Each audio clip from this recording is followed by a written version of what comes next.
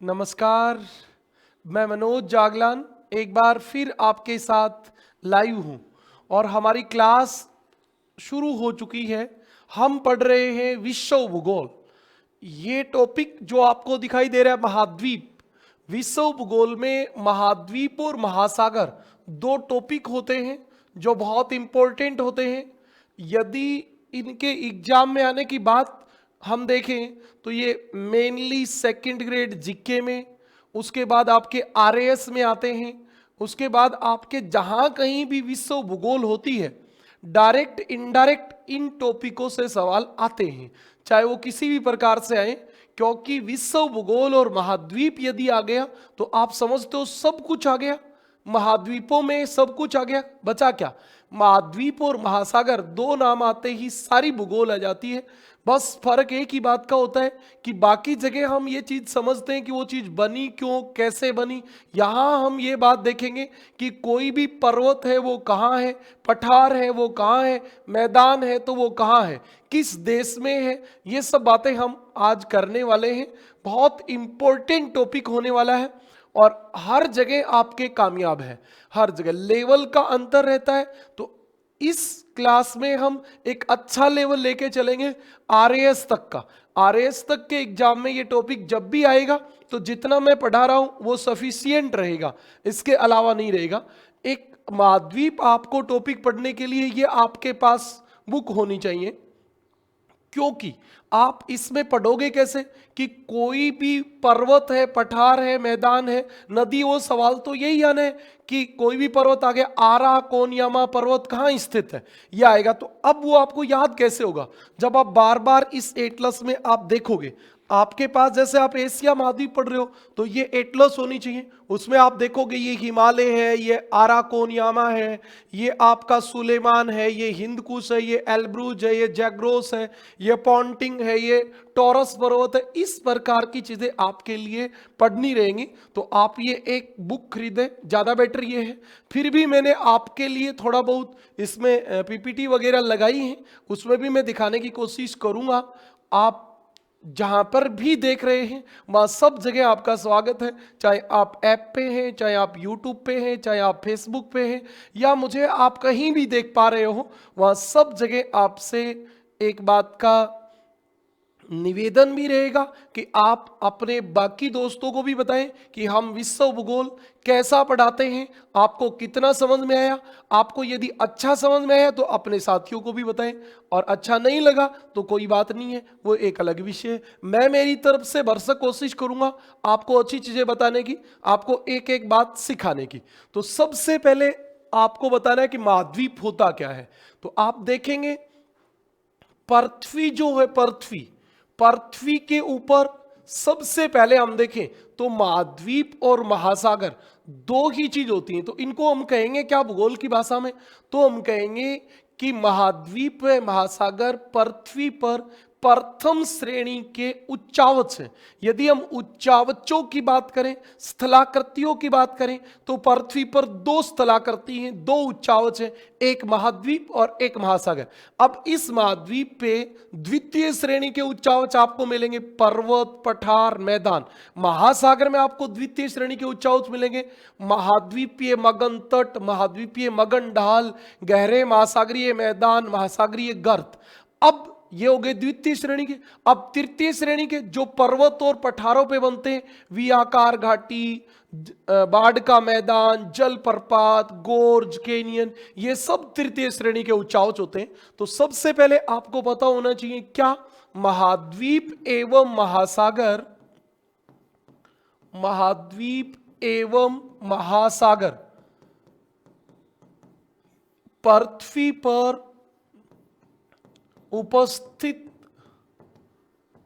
प्रथम श्रेणी के उच्चावच हैं। प्रथम श्रेणी के उच्चावच हैं, उच्चावच हैं, यानी कि पृथ्वी पर दो ही चीज होती हैं, एक महाद्वीप और एक महासागर, और इनको हम क्या कहते हैं? प्रथम श्रेणी के उच्चावच कहते हैं। अब इसके बाद आपके यहां एक वर्ड लिखा पृथ्वी। अब मैं आपको एक बात बताऊंगा कि पृथ्वी और विश्व में क्या अंतर होता है। थोड़ा इसको आप समझें भी, क्योंकि बहुत बार एक सवाल आता है, विश्व का सबसे लंबा पर्वत एंडीज, पृथ्वी का सबसे लंबा पर्वत, तो पृथ्वी का सबसे लंबा पर्वत होता है मध्य अटलांटिक कटक। तो इन दोनों बातों में अंतर क्या है? तो आप देखेंगे विश्व का मतलब क्या है, विश्व से तात्पर्य, विश्व से तात्पर्य क्या है? सामान्यतः स्थल भाग से है। विश्व से तात्पर्य सामान्यतः स्थल भाग से है, स्थल भाग से है जहां मानव की उपस्थिति है, जहां मानव की उपस्थिति है। कहने का मतलब पृथ्वी पर जो स्थल है जहां मनुष्य रहता है उसको हम क्या कहेंगे? विश्व। जिसमें देश एवं स्थान, देश एवं स्थान शामिल होते हैं, शामिल होते हैं, जिसमें देश एवं स्थान शामिल होते हैं, ये वाली बात होती है विश्व। सामान्यतः, विश्व सामान्यतः क्या होता है? पृथ्वी पर हमारी, पृथ्वी पर हमारी सामूहिक, सामूहिक का मतलब होता है पूरे विश्व की, सामूहिक, पूरे विश्व में जितने भी लोग रहते हैं, क्या करता है? सामूहिक वैश्विक उपस्थिति, वैश्विक उपस्थिति को दर्शाता है, उपस्थिति को दर्शाता है। ठीक है जी। अभी आपको एक बात समझ में आई कि विश्व का मतलब है केवल स्थल जहां मनुष्य रहता है, और पृथ्वी का मतलब क्या होगा? तो आप देखें पृथ्वी का मतलब क्या होगा? पृथ्वी, पृथ्वी में हम क्या करेंगे? तो पृथ्वी एक ग्रह है, बिल्कुल पृथ्वी एक ग्रह जिस पर क्या है? जिस पर महाद्वीप एवं महासागर स्थित है, जिस पर महाद्वीप एवं महासागर स्थित है। अच्छा, महाद्वीप और महासागर दोनों का नाम है पृथ्वी। कोई चीज महाद्वीप पे, अकेले महाद्वीप की बात करेंगे तब तो विश्व शब्द उपयोग करेंगे, और महाद्वीप और महासागर दोनों की बात करेंगे तब पृथ्वी आएगी। अब ये भी कह सकते हैं अर्थात पृथ्वी से अभिप्राय, पृथ्वी से अभिप्राय स्थलीय एवं, स्थलीय एवं जलीय, जलीय दोनों भागों से है, दोनों भागों से। जब आप स्थल और जल दोनों की बात कर रहे हो तो इसका मतलब आप पृथ्वी की बात कर रहे हो। जब आप केवल और केवल स्थल की बात कर रहे हो तो आप विश्व की बात कर रहे हो, ये वाली बात है। देखिए यहां तक मैं एक बार आपके कमेंट वगैरह चेक कर लेता हूं, कहां तक कोई समस्या तो नहीं है। हाँ, बिल्कुल कोई समस्या मुझे लग नहीं रही। हाँ, ओके। देखिए अब हम बात करेंगे पृथ्वी पर महाद्वीपों की। तो सबसे पहले आप देखिए, प्राचीन काल में पृथ्वी पर एक महाद्वीप था, एक ही महासागर था, और उस महाद्वीप को हमने नाम दिया था पेंजिया, और महासागर को नाम दिया था पेंथालासा। आपको पता होगा पेंजिया का अर्थ होता है संपूर्ण स्थल मंडल, यानी कि हम कह सकते हैं महाद्वीपों का एकीकृत रूप। सभी महाद्वीप जब एक जगह आ जाएंगे तो हम उसको कहेंगे पेंजिया। और पेंथालासा का अर्थ था जल ही जल, यानी सारे महासागर एक साथ थे, उनको पेंथालासा कहा गया, और सारे महाद्वीप एक साथ थे, उनको पेंजिया कहा गया। अब फिर पेंजिया का विघटन हुआ और पेंजिया एक महाद्वीप दो महाद्वीपों में बदला, एक नया महासागर बन गया बीच में, टेथिस सागर। फिर बाकी ये ऊपर वाले भाग टूटे, नीचे वाले भाग टूटे, और उस एक महाद्वीप से 7 महाद्वीप बन गए, और महाद्वीपों के टूटने से नए महासागर बने। ये आपकी बात होती है। हाँ, प्राचीन काल में प्राचीन काल में पृथ्वी पर एक महाद्वीप था। पृथ्वी पर एक महाद्वीप था जिसे पेंजिया कहा गया। पेंजिया कहा गया। यह पेंजिया चारों ओर से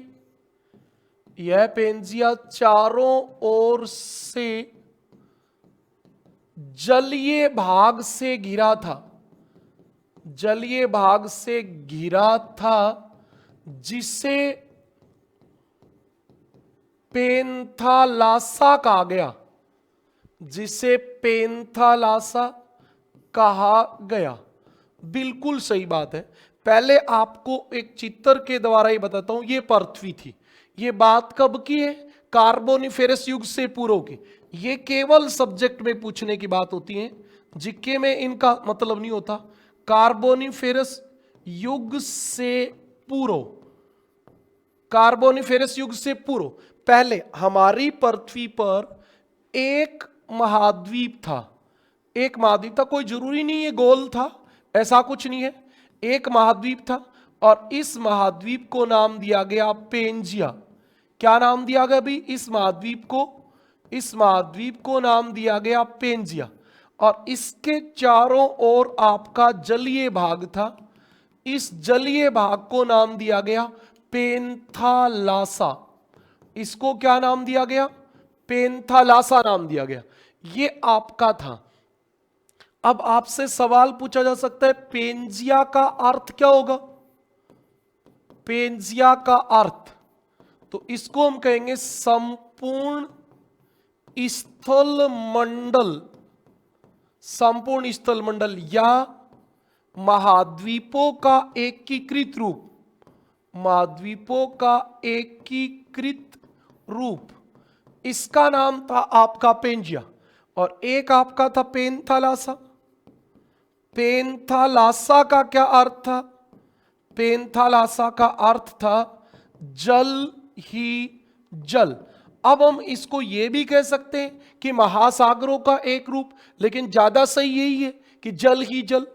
अब सवाल आएगा, कार्बोनिफेरस युग के प्रारंभ में पेंजिया का विघटन हो गया।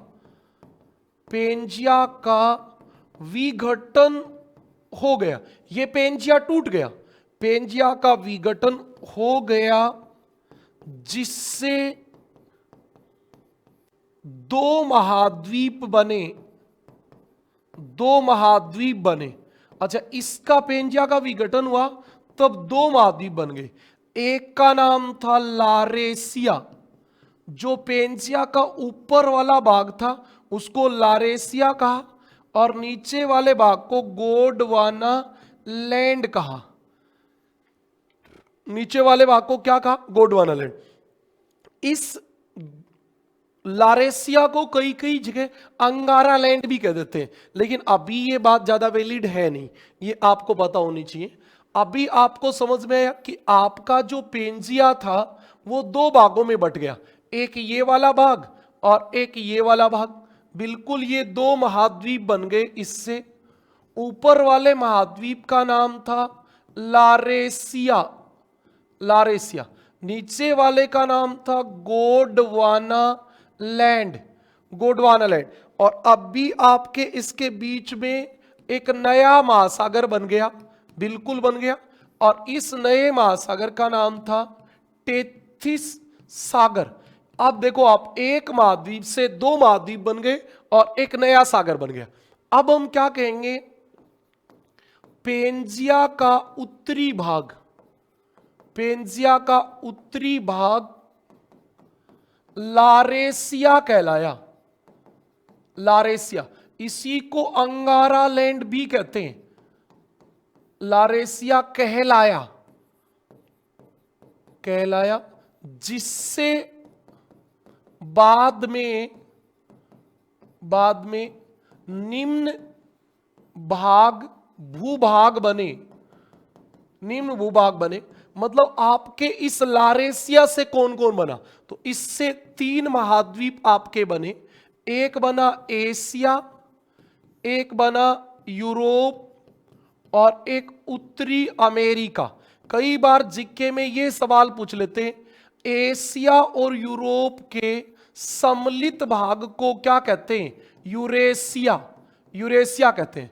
और जब यूरेशिया में उत्तरी अमेरिका भी जुड़ जाए तो उसे क्या कहते हैं? तो उसको कहते हैं लारेशिया, तो उसको कहते हैं लारेशिया। वैसे तो ये पहले ही समझ में आ गया कि यूरोप, एशिया और उत्तरी अमेरिका तीनों का सम्मिलित रूप ही तो क्या था आपका? तीनों का सम्मिलित रूप ही तो आपका लारेशिया था, लेकिन फिर भी पता होना चाहिए। अच्छा, गोंडवाना लैंड से क्या बने? तो गोंडवाना लैंड के विभाजन से, गोंडवाना लैंड के विभाजन से निम्न भूभाग बने। ओके, हम बात करेंगे गोंडवाना लैंड से क्या बना। तो आपके गोंडवाना लैंड से जो बना, सबसे पहले आप देखो क्रम वाइज हम देखें तो दक्षिण अमेरिका बना, अफ्रीका बना, यानी नीचे वाले महाद्वीप जो है वो इसी से बने। एक आपका प्रायद्वीपीय भारत बना। बार बार ये सवाल आपके आता है कि इस गोंडवाना लैंड से ये इतना भारत टूट के ऊपर आया, तो ये प्रायद्वीपीय भारत होता है, ये इससे गोंडवाना लैंड से बना। और 4 नंबर आपके बना अंटार्कटिका, और 5 नंबर आपके बना ऑस्ट्रेलिया। अभी आपके दिमाग में आ जाता है कि सर ये तो 8 महाद्वीप हो गए, 3 ऊपर और 5 नीचे। बेटा इसमें एक ये प्रायद्वीपीय भारत जो है वो वर्तमान में एशिया का भाग है, क्योंकि यहां से टूटा, तैतीस सागर के टक्कर मारी और यहां आके जुड़ गया। तो अभी आपको यह भी बताना है कि भाई प्रायद्वीपीय भारत तो गोंडवाना लैंड से बना, फिर उत्तर का मैदान, हिमालय पर्वत, ये किससे बने, ये भी आप बताएंगे। तो अभी आपको दिख रहा है हमने केवल पेंजिया में लारेशिया से क्या बना, गोंडवाना लैंड से क्या बना, ये बता दिया। अभी 33 सागर तो है ही नहीं। अब इधर से आपका अफ्रीका टूट के भी ऊपर गया है, और वो अफ्रीका भी ऊपर टूट के गया, दक्षिण अमेरिका भी ऊपर गए। तो ये जब यहां टक्कर लगी तो इससे वलित पर्वत बने। याद रखें, 33 सागर से भारत की बात करें तो भारत का उत्तर का विशाल मैदान बना। यदि पर्वतों की बात करें तो एशिया में हिमालय, हिंदकुश बने, और आप एटलस पर्वत बना अफ्रीका में, आपका यूरोप में आल्प्स पर्वत जो है, आल्प्स पर्वत बना। ये सब के सब आपके किससे बने हैं? ये सब 33 सागर से बने। अभी आपको एक बात का पता होना चाहिए, वर्तमान में भूमध्य सागर स्थित है, जो 33 सागर का अवशेष है, 33 सागर का अवशेष है। आप बाद में पढ़ेंगे कि अफ्रीका और यूरोप महाद्वीप के बीच में भूमध्य सागर है, और वो भूमध्य सागर जो है वहां 33 सागर थोड़ा चौड़ा था, तो वहां बीच में जगह बची, आज भी वहां पानी है, वो पानी 33 सागर का है। ये बात आपको पता होनी चाहिए। अब आप देख रहे हो कि क्या हो गया, अब बहुत सारे महाद्वीप बन गए कि नहीं बन गए? अब मान लो इनसे टूट टूट के महाद्वीप बने। अब इसी पृथ्वी पर आपके महाद्वीप बन गए। जैसे ये बन गया उत्तरी अमेरिका, ये उत्तरी अमेरिका बन गया, ये यूरोप और एशिया बन गए। पृथ्वी गोल है तो इसके इधर भी तो है यूरेशिया, इसको यूरेशिया कहते हैं। ये उत्तरी अमेरिका बन गया, ये दक्षिण अमेरिका बन गया, ये आपका अफ्रीका बन गया, ये प्रायद्वीपीय भारत भी बन गया, ये ऑस्ट्रेलिया भी बन गया, और नीचे ये अंटार्कटिका बन गया। अब जैसे ये इतने महाद्वीप बने तो आप देख रहे हो इनके बीच में महासागर भी बन गए। अब ये एक नया महासागर बन गया अटलांटिक। आपसे सवाल पूछ ले जाए, अटलांटिक महासागर का निर्माण किससे हुआ? उत्तरी अमेरिका और दक्षिण अमेरिका के पश्चिम में जाने से। ये आपके कौन सा महासागर बन गया? हिंद महासागर बन गया, हिंद महासागर बन गया। और जो पेंथालासा था अभी वो किसके रूप में बच गया? प्रशांत के। इधर भी प्रशांत बच गया और इधर भी प्रशांत बच गया। तो इस प्रकार महाद्वीपों के विभाजन से, महाद्वीपों के टूटने से आपके क्या बने? महासागर बने। महाद्वीपों के विभाजन से, महाद्वीपों के विभाजन से महासागरों का निर्माण हुआ, महासागरों का निर्माण हुआ। सबसे नया महासागर कौन सा है? अटलांटिक महासागर। क्योंकि ये उत्तरी अमेरिका और दक्षिण अमेरिका अभी भी इधर जा रहे हैं, तो ये सबसे नया महासागर माना जाता है। अब आप आ जाओ वर्तमान समय में, वर्तमान समय में पृथ्वी पर 7 महाद्वीप एवं कितने? 5 महासागर हैं। 5 महासागर हैं पृथ्वी पर। आज की बात करें तो 7 महाद्वीप हैं और 5 आपके महासागर हैं। अब सबसे इंपॉर्टेंट बात, महाद्वीपों का क्षेत्रफल के अनुसार अवरोही क्रम, अवरोही क्रम। अब आपको पता होगा अभी जो 30 तारीख को सेकेंड ग्रेड का पेपर हुआ है, सेकेंड ग्रेड जीके में आपके वो शायद 30 दिसंबर का पेपर था, 30 दिसंबर 2024। उस दिन भी इसमें से सवाल आया है, आपके आरएएस में भी इससे सवाल है, हमेशा आता है। महाद्वीपों का सही क्रम बताओ, बताओ भाई सबसे बड़ा महाद्वीप कौन सा है? जल्दी से आप कमेंट करें, तब तक मैं आपका वेट करूंगा। सबसे बड़ा है एशिया, दूसरा कौन है? अफ्रीका, तीसरा कौन है भाई? उत्तरी अमेरिका, चौथा कौन है? दक्षिणी अमेरिका, 5वें नंबर पे कौन है? अंटार्कटिका, और 6ठे नंबर पे कौन है?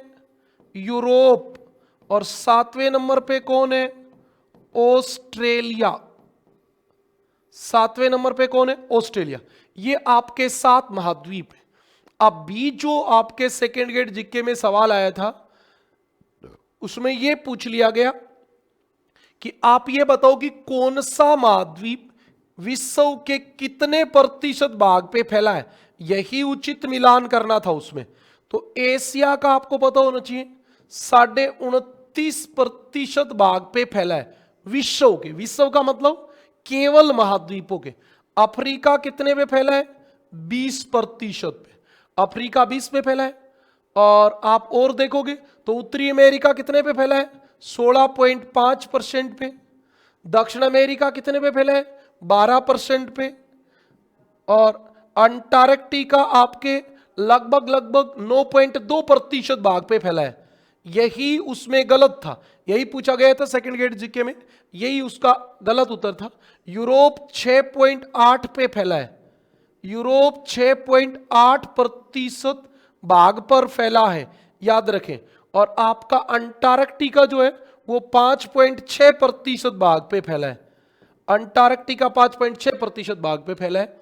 ये आपका विश्व में महाद्वीपों का क्षेत्रफल के अनुसार सही क्रम था। अगली बात पे चलेंगे हम। हाँ, अभी ज्यादा आपको पता है, ज्यादा समय खराब करने में कुछ आता नहीं है। आप इन बातों को ध्यान से सुनते जाएंगे और अपना समझते जाएंगे। कोई काम का कमेंट आएगा तो मैं देख लूंगा, नहीं तो कोई जरूरत नहीं है। हाँ, अभी सवाल सामान्यतः पूछ लिया जाता है विश्व में कुल कितने देश हैं? विश्व में कुल 195 देश है। अच्छा, आपको पता होना चाहिए इस 195 में से 193 यूएनओ के सदस्य हैं, जिसमें से 193 यूएनओ के सदस्य हैं। अच्छा, विश्व में जितने देश होते हैं सब यूएनओ के सदस्य होते हैं, यूनाइटेड नेशन ऑर्गेनाइजेशन के। अब कोई एक आध देश होता है जो एक दूसरे दूसरे देश की अधीनता स्वीकार कर लेता है तो फिर उसको देश नहीं माना जाता। अब ये दो कौन बच गए? तो एक तो आपका बच गया फिलिस्तीन।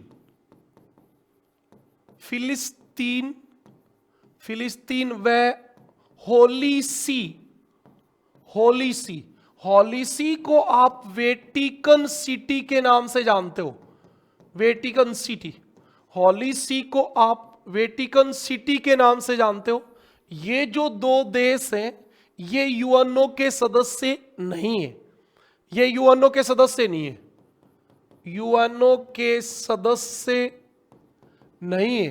तो हो सकता है आपसे यही सवाल पूछ लेते, निम्न में से कौन सा देश यूएनओ का सदस्य नहीं है, तो आपको बताना ये नहीं है। अच्छा, आपको एक बात और भी याद रखनी है, ताइवान जो है ना उसको यूएन सदस्य नहीं, देश नहीं मानता। नोट डाल के लिख देता हूं, क्योंकि हम मानते हैं ताइवान को यूएन देश नहीं मानता है, नहीं मानता है।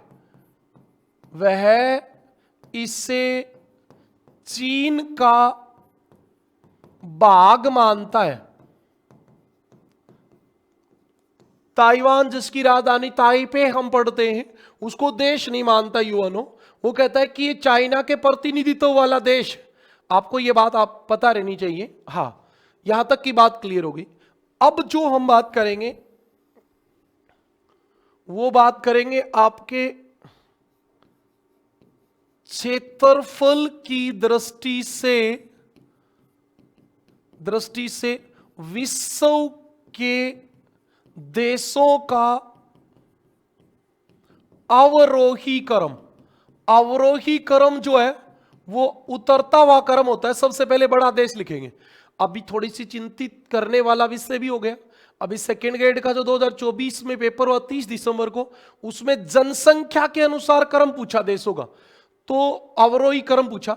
उसमें देश 10 देशों से बाहर के पूछे गए, फ्रांस, इटली, थाईलैंड और शायद कोई वियतनाम, ये 4 देश पूछे गए। तो अब इनका भी 10 से भी काम चलने वाला नहीं बचा। विश्व का सबसे बड़ा देश है, गलत लिख दिया अभी, कनाडा नहीं होता, रूस होता है। सबसे बड़ा देश होता है रूस। दूसरे नंबर पे बड़ा देश होता है कनाडा। ओके, तीसरे नंबर पे बड़ा देश होता है यूएसए। अच्छा, आप कोई भी गाइड देखोगे, आप कोई भी साइट देखोगे, गूगल पे देखोगे, 3 नंबर पे आपको लिखा मिलेगा चीन। लेकिन भारत जो है वो चीन को तीसरा बड़ा देश नहीं मानता, क्योंकि हम ताइवान को भी अलग देश मानते हैं, जबकि यहां तो ताइवान को चीन का भाग माना है। हम तिब्बत को भी देश मानते हैं कि तिब्बत देश है, चाइना ने कब्जा कर रखा है, तो हम उसके क्षेत्रफल को इंक्लूड नहीं करते। इसलिए भारत की जो भी किताब रहेंगी NCERT, उनमें तीसरा बड़ा देश जो मिलेगा आपको वो यूएसए मिलेगा। ये बात ध्यान रख लेना। गाइडों में सब जगह तीसरे नंबर पे चीन लिखा मिलता है। 4 नंबर पे बड़ा देश होता है चीन। 5 नंबर पे बड़ा देश होता है ब्राजील। 6 नंबर पे बड़ा देश होता है ऑस्ट्रेलिया। और 7 नंबर पे बड़ा देश होता है, बताओ कौन होता है? पाकिस्तान। कौन होता है रे? भारत होता है। 7वां विश्व का बड़ा देश पाकिस्तान का होता है, भारत होता है, भारत। 8 नंबर पे बड़ा देश कौन होता है? Argentina, Argentina. 9 नंबर पे कौन होता है? कजाखस्तान, कजाखस्तान। और 10 नंबर पे विश्व का सबसे बड़ा देश होता है, अफ्रीका का एक देश है, अल्जीरिया। गलत लिख दिया भाई, अल्जीरिया आएगा। हाँ, क्या होता है? अल्जीरिया। अच्छा, इसके बाद भी आपको लगे कि सर हमें पता होना चाहिए, देखो मेरे भी 10 तक ही याद रहते हैं, फिर भी आप चाहो तो आप देख भी सकते हो। हाँ, 11 नंबर पे होता है कांगो। ये थोड़ा देख के लिखना पड़ेगा क्योंकि मुझे भी 10 तक ही याद रहे हैं भाई। 12 नंबर पे आपका देश है ग्रीनलैंड, ग्रीनलैंड। क्योंकि अभी देखो सेकंड ग्रेड में जब सवाल आ गया तो ये तो हम कह ही नहीं सकते कि 10 से बाहर नहीं आ सकता, है ना। ग्रीनलैंड के बाद सऊदी अरब, 13 नंबर पे सऊदी अरब विश्व का बड़ा देश है। 14 नंबर पे कौन बड़ा देश है? मैक्सिको, मैक्सिको बड़ा देश है। 15 नंबर पे कौन बड़ा देश है भी? इंडोनेशिया, इंडोनेशिया, जबकि लगता है इंडोनेशिया छोटा सा है क्योंकि इंडोनेशिया में बहुत सारे द्वीप हैं। 16 नंबर पे बड़ा देश है सूडान, सूडान। 17 नंबर पे बड़ा देश है आपका लीबिया, लीबिया, लीबिया। 18 नंबर पे आपका बड़ा देश है ईरान, ईरान। और 19 नंबर पे आपका बड़ा देश है मंगोलिया, मंगोलिया। 19 नंबर पे मंगोलिया है। और 20 नंबर पे बड़ा देश है पेरू। इतना मैंने आपको लिख दिया ये फोन से, वैसे मुझे भी याद नहीं रहता 10 से आगे का। अभी बार बार लिखना शुरू कर देंगे तो याद भी हो जाएगा, ऐसा कुछ नहीं होता। अब जैसे एक बार 12 तक याद कर लेंगे, कांगो गणराज्य और ग्रीनलैंड, फिर हम सऊदी अरब पे आ जाएंगे, फिर Mexico, Indonesia, Sudan, Libya, Iran, ये सब हम कर सकते हैं। तो इनका अवरोही क्रम आपसे पूछा जाता है, ये आपको पता होना चाहिए। अच्छा, अब एक बात बताओ, ये सब तो बार बार पूछा गया, ये आरएएस 2012 में पूछा गया सवाल है। आरएएस 2012, आरएएस 2012 में देशों का क्रम पूछा गया, सेकंड ग्रेड में पूछा गया, हर एग्जाम में पूछा गया, हमेशा पूछे जाते हैं ये सवाल। अब अभी तक तो ऐसा ही रहा है कि बड़े देश ही पूछे गए, लेकिन मुझे लग रहा है कि कभी कभी अब छोटे का नंबर भी आएगा और आना भी चाहिए। छोटे वालों ने क्या बुरा किया है? तो आप याद रखें, विश्व के क्षेत्रफल की दृष्टि से, क्षेत्रफल की दृष्टि से छोटे देश, अच्छा विश्व का सबसे छोटा देश कौन सा होता है?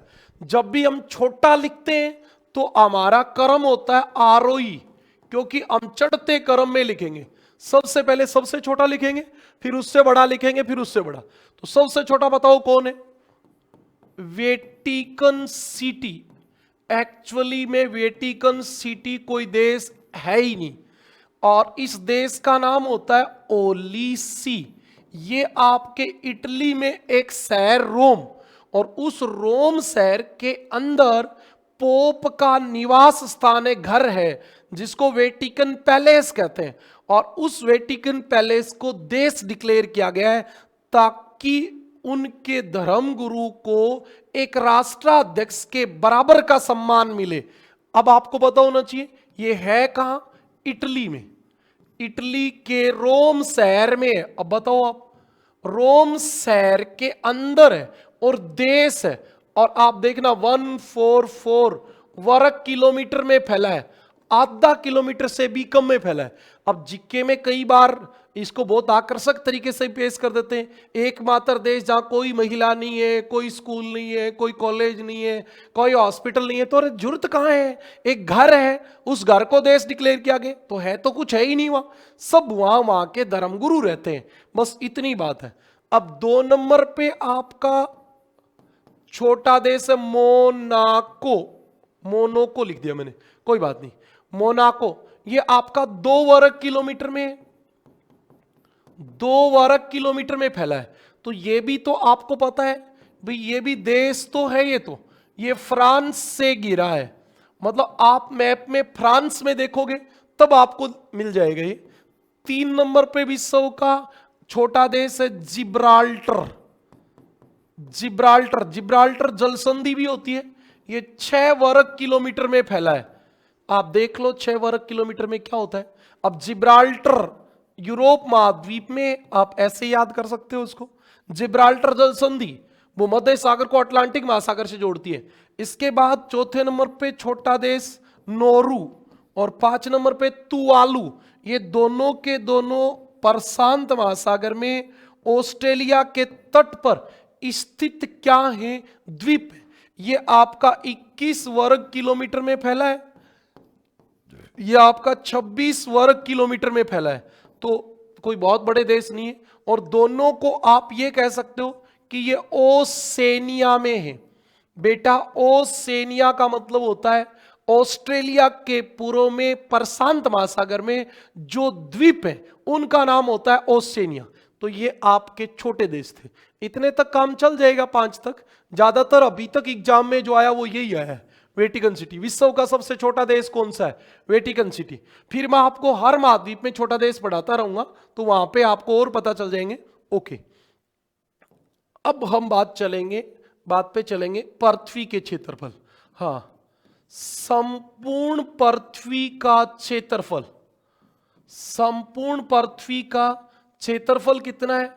आप सीधा सीधा बात करो तो 51 करोड़ वर्ग किलोमीटर है।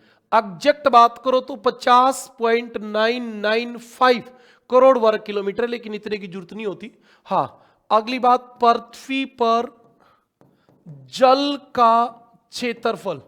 पृथ्वी पर जल कितने पे फैला है? 36 करोड़ वर्ग किलोमीटर पे। और पृथ्वी पर स्थल कितने पे फैला है? तो स्थल फैला है 15 करोड़ वर्ग किलोमीटर पे, 14.889 पे फैला है। और यदि हम इनका थोड़ा देखें तो ये आपके कितना होता है? जल कितने पे होता है? मोटा मोटा तो 71 और आपका 30 होता है, लेकिन ये होता है भी 29.20%। और ये हो जाएगा कितना? 71 है तो हम लिखेंगे इसको 70.80%। लगभग, मतलब ये 71% और ये 29%। एग्जैक्ट की बात अलग होती है, ये आपका लगभग है। अब आप देख रहे हो पृथ्वी पे क्या ज्यादा है? पानी। पृथ्वी पर जल की अधिकता है, बिल्कुल हमें दिख रही है। अधिकता क्या? 71% पे अधिकता है। अतः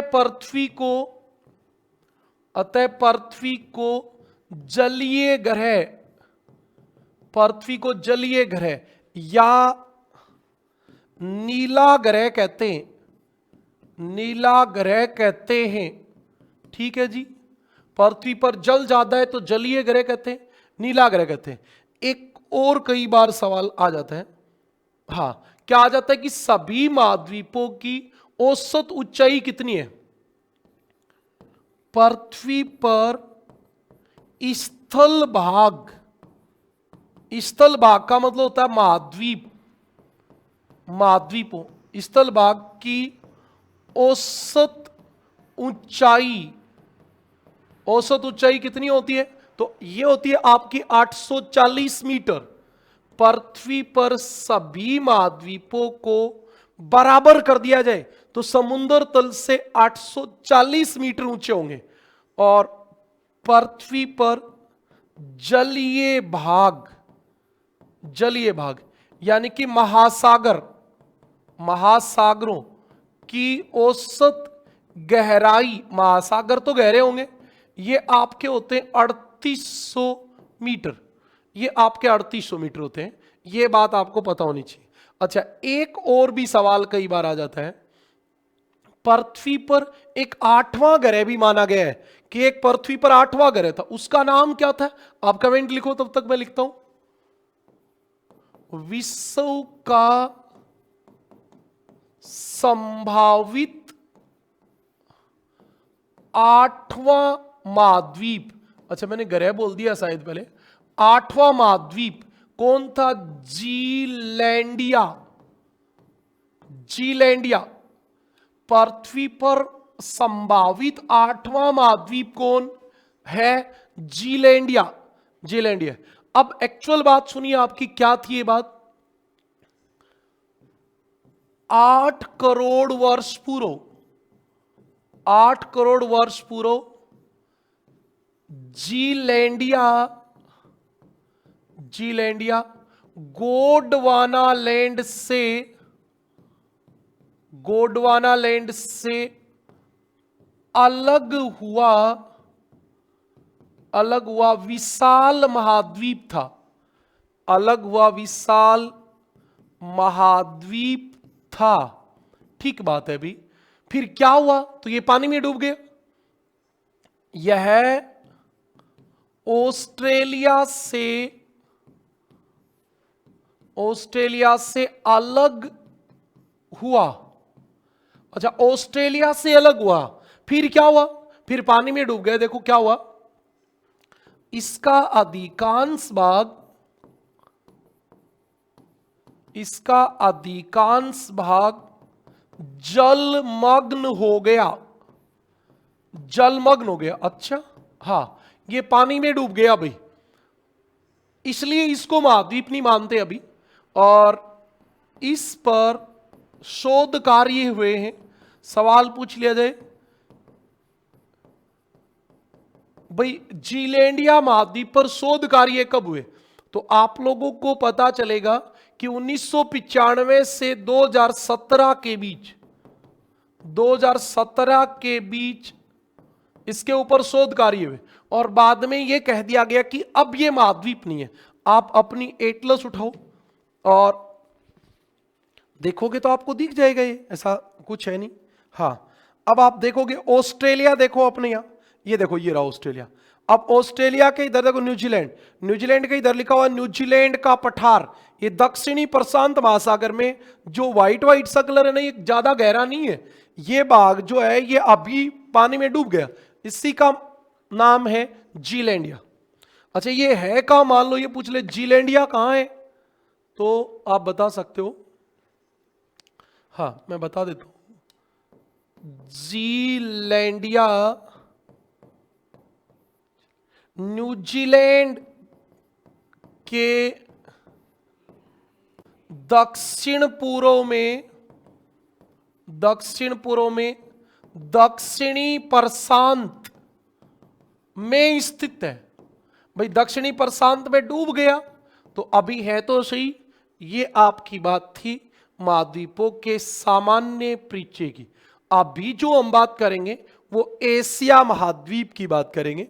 आपके पास एटलस है, आप निकाल लो, ये आपका एशिया महाद्वीप है।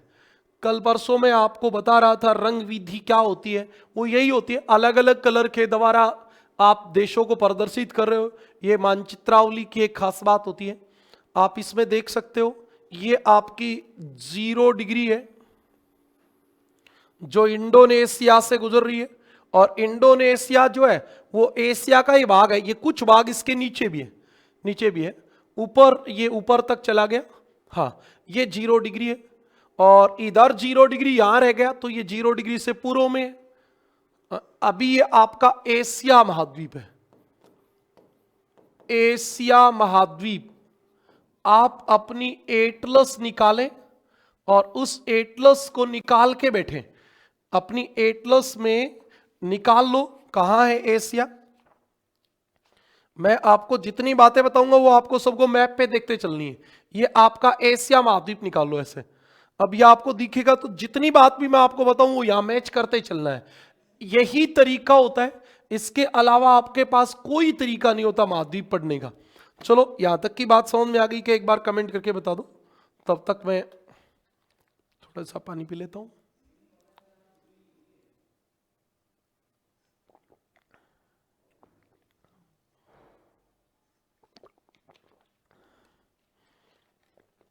बताओ भी,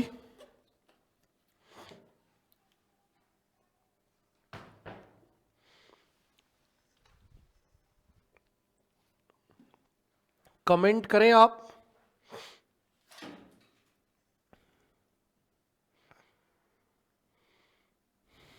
इतनी बातें समझ में आ गई क्या, बताओ।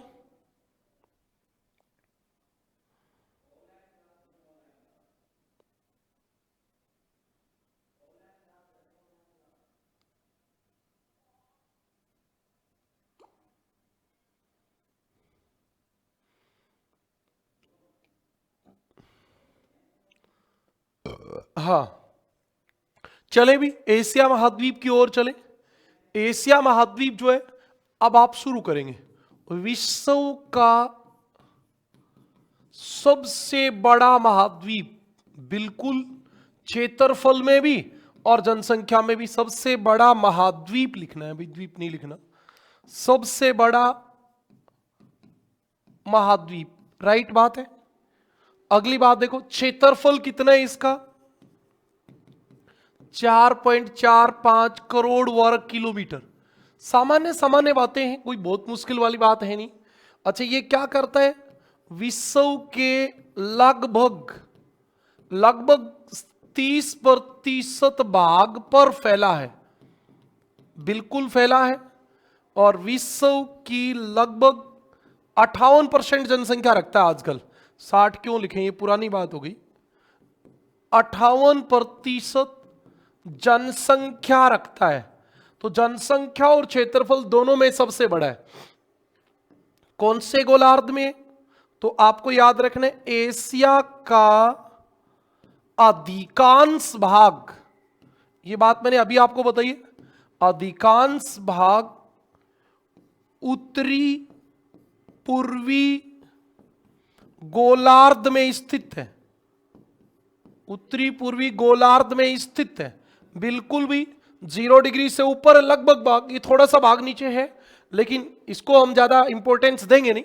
10 डिग्री साउथ तक आता है वैसे तो, वैसे हम देखें तो ये एशिया 10 डिग्री साउथ तक है, लेकिन अधिकांश भाग उत्तरी गोलार्ध में। चलो इसकी लोकेशन लिख देता हूं, फिर उससे थोड़ा और समझ में आ जाएगा। ये कहां से कहां है? 10 डिग्री साउथ से 80 डिग्री नॉर्थ के बीच। ये तो आपका हो गया अक्षांश। और देशांतर की बात करें तो 25 डिग्री ईस्ट से 180 डिग्री ईस्ट तक। तो ये तो पूरा पूरा पूर्वी गोलार्ध में हो गया। ये तो पूरा पूरा पूर्वी गोलार्ध में हो गया। इसके तो आप देख रहे हो दोनों ईस्ट लगे, ई और ई, लेकिन इसमें एक एस लगा, इसका मतलब थोड़ा सा भाग दक्षिण में है। बिल्कुल सही बात है, ये बात है। ये आपको दिख गया। अब इसके डाटा की बात करेंगे, ये आपको केवल मैप दिखाने के लिए बताया गया है, बाकी आप अपनी एटलस में देखोगे तब काम चलेगा। अब आपको पता होना चाहिए ये चाइना देश है, ये आपका मंगोलिया है। अभी देखो आपको एक काम करना है, मोटा मोटा ये देखना है कि लैंडलॉक्ड देश कौन से। लैंडलॉक्ड का मतलब था जो चारों ओर से स्थल से घिरे, तो मंगोलिया लैंडलॉक्ड देश है। अब ये तो सारे ही हो जाएंगे, Kazakhstan, Tajikistan, Uzbekistan, Turkmenistan, Afghanistan, ये तो पांचों देश जो मध्य एशिया के देश कहते हैं, ये तो पांचों ही लैंडलॉक्ड है। इधर आप देखोगे तो नेपाल लैंडलॉक्ड है, इधर आप देखोगे भूटान लैंडलॉक्ड है। इन वाले देशों में भी आपको देखना है, ये आपका एक देश लैंडलॉक्ड है। आप कमेंट करो अपनी एटलस में देख के ये कौन सा देश है, ये लैंडलॉक्ड है। और भी बहुत लैंडलॉक्ड है इधर है, लेकिन आपको मेनली ये सब याद रखने, ऐसे आपको इसको देखना है कि कौन सा कहां है, किधर है, ये सब बातें। अब चलो अगली बात पे शुरू करते हैं। अच्छा, अब हम बात करें पहले तो मोटी मोटी, तो एशिया महाद्वीप का क्षेत्रफल में सबसे बड़ा देश कौन सा है? एशिया महाद्वीप का क्षेत्रफल में सबसे बड़ा देश, क्षेत्रफल में सबसे बड़ा देश है चीन। क्योंकि आपको पता है विश्व में 4 नंबर पे चीन है, भारत तो बाद में है। हाँ, और एशिया महाद्वीप का जनसंख्या में, और जनसंख्या में सबसे बड़ा देश कौन है? तो भारत। आज विश्व में सर्वाधिक जनसंख्या वाला देश कौन है? भारत है। अब आपसे पूछा जाएगा एशिया का सबसे छोटा देश, एशिया का सबसे छोटा देश, यह हमेशा क्षेत्रफल में पूछा जाता है, और यह आपका है मालदीव। मालदीव जो भारत के दक्षिण में है, मालदीव, यह आपका एशिया का सबसे छोटा देश है। अच्छा, एशिया कितना बड़ा है, यह भी एक डाटा पूछा जा सकता है। एशिया महाद्वीप भारत से 13 गुना बड़ा है। एशिया महाद्वीप भारत से 13 गुना बड़ा है। ठीक बात है भाई। अच्छा, एशिया की ओर आपसे पूछ ले, एशिया के दक्षिण में कौन है? तो ये वाला आपका क्या है? हिंद महासागर। हिंद महासागर। एशिया के पूर्व में कौन है? प्रशांत महासागर। और ऊपर कौन है? तो ऊपर आर्कटिक। आर्कटिक। पश्चिम की बात करें तो इधर आपको देखो, इसने वैसे पूरा दे नहीं रखा, यूराल पर्वत, यूराल नदी, कैस्पियन सागर, काकेसस पर्वत, काला सागर, और आपका भूमध्य सागर तक चला जाएगा। ये आपको ध्यान रहना चाहिए। हाँ, ये पूछा जाता है एशिया के दक्षिण में कौन है? एशिया महाद्वीप के दक्षिण में दक्षिण में है हिंद महासागर, हिंद महासागर, ठीक है जी। और एशिया महाद्वीप के पूर्व में कौन है? पूर्व में प्रशांत महासागर। ये चीजें पढ़ाने की नहीं होती, ये देखने की होती है। एशिया महाद्वीप के उत्तर में कौन है? तो आर्कटिक महासागर, आर्कटिक महासागर। यदि बात आए एशिया महाद्वीप के पश्चिम में कौन है? तो एशिया के पश्चिम में यूरोप महाद्वीप है। एक्चुअली क्या है, एशिया और यूरोप महाद्वीप दोनों आपस में जुड़े हैं। अब हमारा सवाल आएगा एशिया और यूरोप को कौन अलग करेंगे, ये बात भी आपको बता देंगे। अपनी एटलस निकाल लो और उसमें देखो, देखो भी एशिया व यूरोप को अलग करते हैं। अच्छा, सभी बता देंगे। अब एशिया महाद्वीप की दर से कौन अलग करता है? सबसे पहले आप देखेंगे तो इसमें बहुत सारे होते हैं। बच्चों को एक ही बात का पता होता है, यूराल पर्वत। एक यूराल पर्वत अलग करेगा, एक यूराल नदी अलग करेगी, एक आपका कैस्पियन सागर अलग करेगा, एक आपका काकेसस पर्वत अलग करेगा। काकेसस पर्वत अभी आपको दिखाता हूं अपनी एटलस में। काकेसस पर्वत के बाद काला सागर अलग करेगा, काला सागर अलग करेगा। फिर आपका मारमरा सागर अलग करेगा, मारमरा सागर। और एक सही देखें तो आपकी एक डोरडेनेल जल संधि भी होती है, डोरडेनेल जल संधि। ये इतने आपके एशिया और यूरोप महाद्वीप को अलग करते हैं। अपनी एटलस निकालो, उसमें एशिया महाद्वीप निकालो।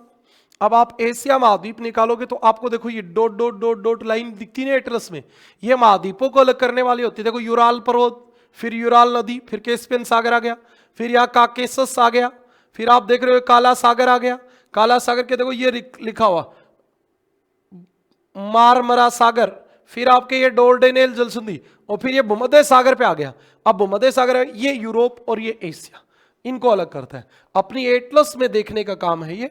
यहां आपको इतना ज्यादा अच्छे से समझ में नहीं आ पाएगा जब तक आप अपनी एटलस नहीं देखोगे। अच्छा, अब आप बताओ एशिया और अफ्रीका को कौन अलग करेगा? इधर देखो, एशिया और अफ्रीका को कौन अलग करता है?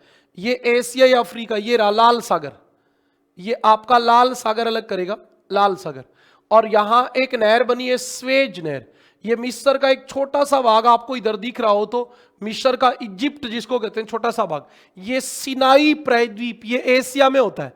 मिस्र एक देश है जिसका अधिकांश भाग अफ्रीका में, थोड़ा सा भाग सिनाई प्रायद्वीप एशिया में।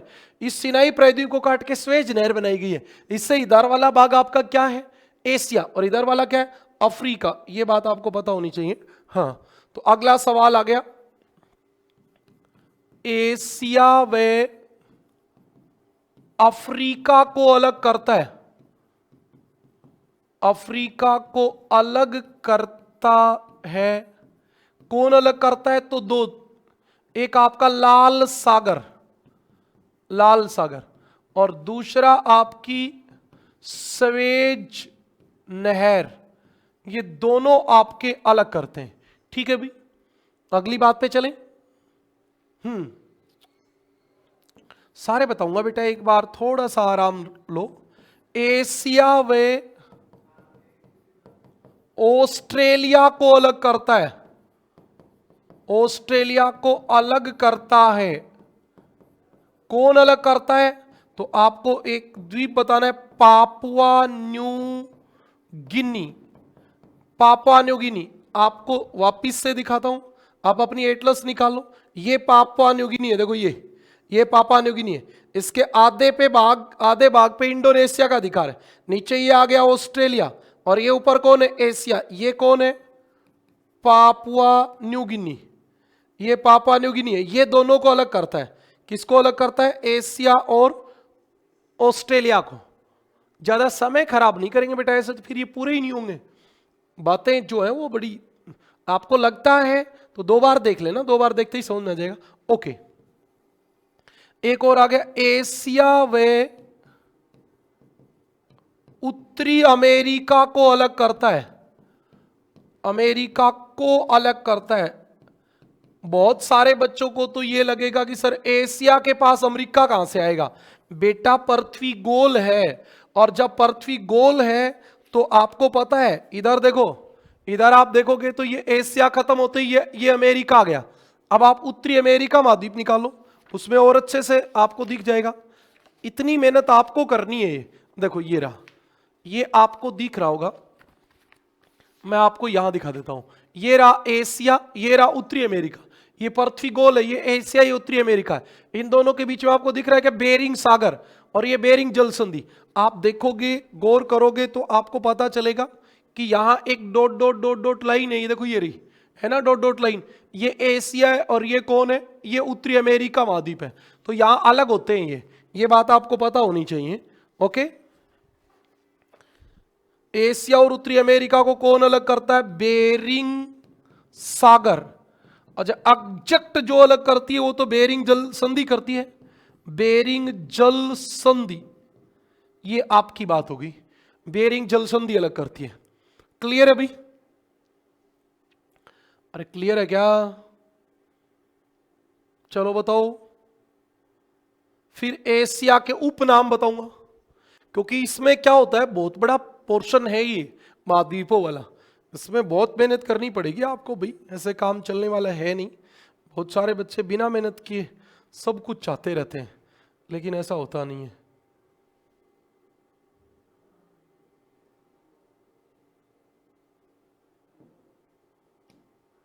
हाँ, चले हम, हमारी अगली जो बात है वो है एशिया महाद्वीप के उपनाम। एशिया महाद्वीप के उपनाम कौन से होते हैं? तो आप देखोगे तो आपको पता चलेगा हमारे महाद्वीप के बहुत सारे नाम हैं। सबसे पहला, सर्वाधिक विविधताओं वाला महाद्वीप, सर्वाधिक विविधताओं वाला महाद्वीप, ये कौन सी बात हुई भी? आप यूरोप में देखोगे सब लोग एक जैसे, वनस्पति देखोगे सब लगभग एक जैसी है, क्योंकि शीतोष्ण कटिबंध का महाद्वीप है। हमारे यहाँ भारत के लोग अलग हैं, चाइना के अलग हैं, जापान के अलग हैं, रूस के लोग अलग हैं, इंडोनेशिया मलेशिया के अलग हैं, अलग अलग जलवायु है, अलग अलग वनस्पति है, सर्वाधिक विविधता मिलती है। एक इसका नाम होता है महाद्वीपों का महाद्वीप, महाद्वीपों का महाद्वीप। आप इसका फिजिकल मैप देखोगे ना तो बहुत अलग अलग पार्ट होते हैं। पर्वत, अब भारत के ऊपर हिमालय आ गया, इधर हिमालय, इधर सुलेमान पाकिस्तान तक, इधर आरा कोनियामा, एक अलग बन गया, इसलिए उसको भारतीय उपमहाद्वीप कहते हैं। हाँ, अगला आपका मानव का घर। अच्छा, मानव का घर क्यों कहते हैं? क्योंकि भूगोल ऐसा मानती है भाई, ये बात तो चलो अब नहीं रही, अफ्रीका में मनुष्य की उत्पत्ति हुई, लेकिन सबसे ज्यादा लोग यहां रहते हैं। 10 में से 6 लोग एशिया में रहते हैं, तो घर तो यही है, बाकी जगह तो घूमने गए हुए हैं। हाँ, अभी आप अगली बात देखेंगे, सभी धर्मों की जन्म स्थली। सही बात है भी। आप देखोगे हिंदू धर्म हमारे भारत में उत्पन्न हुआ, बौद्ध धर्म आपके तिब्बत में उत्पन्न हुआ, इस्लाम, ईसाई, यहूदी ये जेरूसलेम में उत्पन्न हुए, और जेरूसलेम इजराइल में, वो भी आपके एशिया में है। उसका एक और नाम होता है सभ्यताओं का पालना, सभ्यताओं का पालना। ठीक बात है भी, सभ्यताओं का पालना भी कह देते हैं। प्राचीन सभ्यताओं का जन्म स्थान भी कह देते हैं, प्राचीन सभ्यताओं का जन्म स्थान। सही बात है भी, ये भी सही बात है। ये सब आपके एशिया महाद्वीप के उपनाम हैं। इतनी बातें आपको समझ में आई क्या? बताओ, कमेंट करके जल्दी से बता दो। हाँ, जल्दी बताएं आप। ओके, अब मैं अगली बात पे चलता हूं, और अगली बात हमारी आएगी क्या, कुछ बातें विश्व से संबंधित कर लेते हैं जो एशिया में है। तो सबसे पहली बात देखें, विश्व का सबसे ऊंचा बिंदु। अच्छा, इस बात को बताने की कहां जरूरत है? विश्व का सबसे ऊंचा बिंदु है माउंट एवरेस्ट, 8,848 मीटर। और ये कहां है? नेपाल में। और नेपाल कहां है? एशिया में। तो विश्व का सबसे ऊंचा स्थान कहां है? एशिया में। अब आप देखें दूसरा, विश्व का सबसे गहरा बिंदु। एग्जैक्ट बात तो ये होनी नहीं चाहिए, यहां विश्व ना लगा के हमें लगाना तो पृथ्वी चाहिए। लेकिन क्या होता है, जीके में इन दोनों चीजों को ज्यादा अंतर कर नहीं पाते। तो यही होता है, सबसे गहरा बिंदु कौन है? मेरियाना गर्त, 11,033 मीटर गहरा है। इससे पहले माइनस लगाते हैं क्योंकि समुद्र तल में नीचे होता है। और ये है कहां? फिलीपींस के तट पर। और फिलीपींस के तट पर प्रशांत महासागर में है। अरे तो महासागर में ही मिलेगा गहरा बिंदु तो, लेकिन एशिया के तट पे तो है ही। अब एक बार ये पूछा गया था, विश्व के सबसे ऊंचे बिंदु व सबसे गहरे बिंदु के मध्य अंतर। अच्छा, अंतर हम 11,033 8,848 मीटर को जोड़ देंगे। अब जोड़ दो इन दोनों को, अंतर तो तभी निकलेगा ना, क्योंकि एक ऊपर और एक नीचे। जोड़ के देखो क्या आएगा, 1,8,8,9,1, लगभग 20 किलोमीटर। दोनों के बीच में अंतर कितना आ गया? 20 किलोमीटर का अंतर आ गया। ये सवाल पूछा गया है।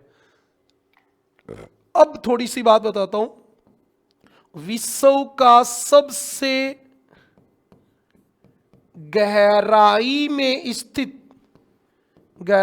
स्थित स्थान जो होता है वो पानी के अंदर नहीं हो सकता, ये बात ध्यान रखें। तो ये आपका है मृत सागर, इजराइल और जॉर्डन की सीमा पर। अभी बहुत बार बताऊंगा, टेंशन लेने की जरूरत नहीं है। ये -418 मीटर है। वैसे ये -412 है, लेकिन हमारी एनसीईआरटी में 418 लिखा है, तो हम 418 ही बता देते हैं। हाँ, ये स्थान है क्योंकि यहां पानी नहीं भरा है, महाद्वीप के ऊपर है। और एक होता है विश्व की सबसे गहरी महाद्वीपीय द्रोणी। सबसे गहरी महाद्वीपीय द्रोणी कौन सी है? महाद्वीपीय का मतलब महाद्वीप, द्रोणी का मतलब महाद्वीप के ऊपर गड्ढा। और ये आपकी है बेकाल झील। अब देखो, सही में देखें तो इन तीनों में अंतर पता होना चाहिए। भाई सवाल आया, पृथ्वी का सबसे गहरा बिंदु तो मेरियाना गर्त। सवाल है विश्व का सबसे गहराई में स्थित होता है, क्योंकि स्थान तो गहराई के अंदर, समुद्र तल से नीचे जाके मृत सागर। और महाद्वीपीय द्रोणी, इसका महाद्वीपीय द्रोणी लगेगा। और ये जो होता है वो आपकी बेकाल झील होती है। क्या होती है? बेकाल झील। ये आपकी कुछ चुनिंदा बातें, इतनी बातें समझ में आई क्या बताओ?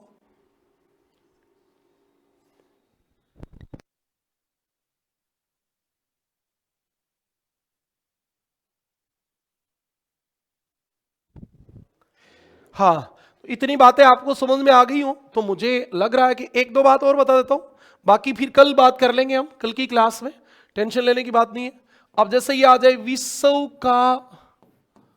विश्व का सर्वाधिक वर्षा वाला स्थान।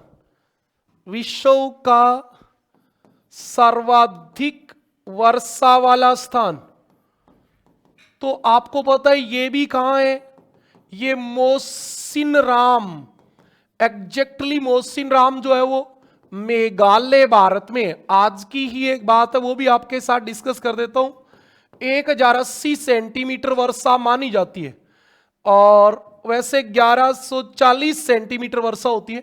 ये पूरे विश्व में सर्वाधिक वर्षा वाला स्थान है।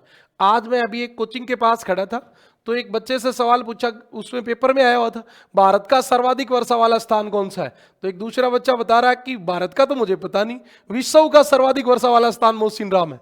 अब बताओ, अरे जब मोसिनराम भारत में है और विश्व की सर्वाधिक वर्षा मोसिनराम में होती है, तो भारत की कहां होगी? मोसिनराम में होगी। अब उसको मैंने पूछा, बेटा भारत का नहीं पता? बोल नहीं सर, विश्व में कहां होती है? बोल मोसिनराम में। मोसिनराम कहां? बोलो गुरुजी शायद मेघालय में। अरे तो मेघालय कहां? भारत में। तो जब भारत में है तो भारत की सर्वाधिक वर्षा कहां हुई? तो ऐसे ऐसे बच्चे भी होते हैं। आप ऐसा तो नहीं करना। विश्व में सर्वाधिक वर्षा वाला स्थान है तो एशिया का भी सर्वाधिक वर्षा वाला स्थान यही है, भारत का भी सर्वाधिक वर्षा वाला स्थान यही है।